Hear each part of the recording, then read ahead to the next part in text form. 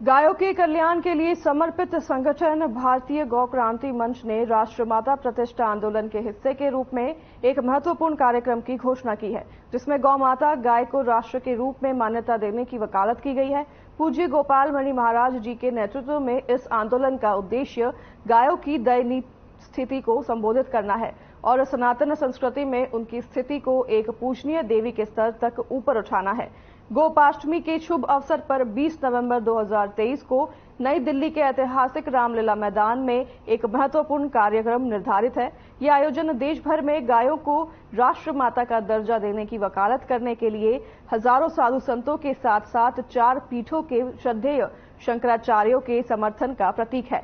इस महत्वपूर्ण आयोजन की तैयारियों के लिए प्रेस क्लब ऑफ इंडिया में एक प्रेस कॉन्फ्रेंस का आयोजन किया गया। ये सम्मेलन शंकराचार्यों के समर्थन में राष्ट्र माता गौ मंगलम अभियान समिति और राष्ट्र माता प्रतिष्ठा आंदोलन में भारतीय गौ क्रांति मंच की भागीदारी के बारे में जानकारी प्रदान करेगा।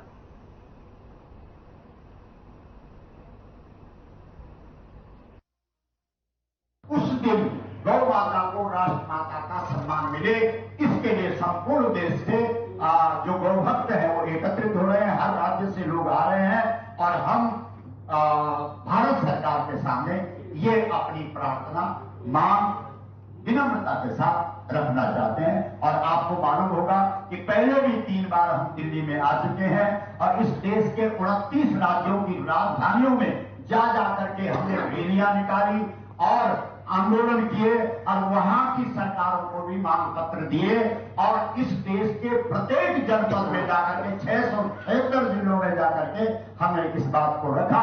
जितने भी लोग मिले सबने कहा कि बात तो ठीक है, तो हमने कहा बात ठीक है तो ये बात तो इस देश में तभी ठीक मानी जाएगी जब शासन के द्वारा और सरकारों के द्वारा इस देश के अंदर गौ माता को राष्ट्र माता का सम्मान मिले। ये संदेश हम आपके माध्यम से पूरे देश और दुनिया को देना चाहते हैं, इसलिए आप सबको आज आमंत्रित किया गया और आपका बहुत बहुत स्वागत है, अभिनंदन है।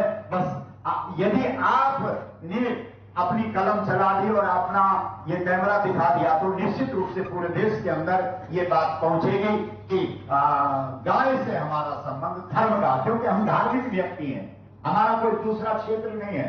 हम गौ कथा करते हैं, राम कथा करते हैं, भागवत कथा करने की व्याख्या करते हैं, पुराणों और उपनिषदों पर बोलते हैं। तो अब हमारी समझ में आया कि भाई हमारे यहाँ पे कोई कथा ही नहीं है।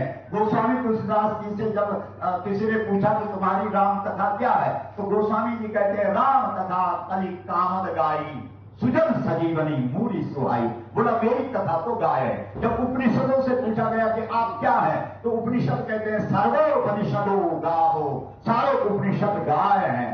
जब वेदों से पूछा गया कि गाय क्या है, तो वेद कहते हैं गाय गायत्री तो हमारी मां है। जब महाभारत से पूछा गया कि गाय क्या है, तो महाभारत में श्री कृष्ण कह रहे हैं गवाम मध्य वसाम्य हम, मैं गायों के बीच में रहता हूं। जब पुराण तिलकम, पुराण में जो श्रेष्ठ पुराण श्रीमद् भागवत है, जब उससे पूछा गया कि गाय क्या है, तो वो श्रेष्ठ पुराण कहता है कि गाय के पीछे भगवान श्री कृष्ण नंगे पैर खड़े हैं, यानी भगवान धरती पर अवतार केवल गायों के लिए ही लेता है। और इसके कई प्रमाण हैं, विप्रधेन सुरु संत हित लीन मनुज अवतार निज इच्छा निर्मित तनु माया गोपाल। तो कुल मिलाकर के भारत शब्द के साथ भी जो माता शब्द है वो गौ माता है।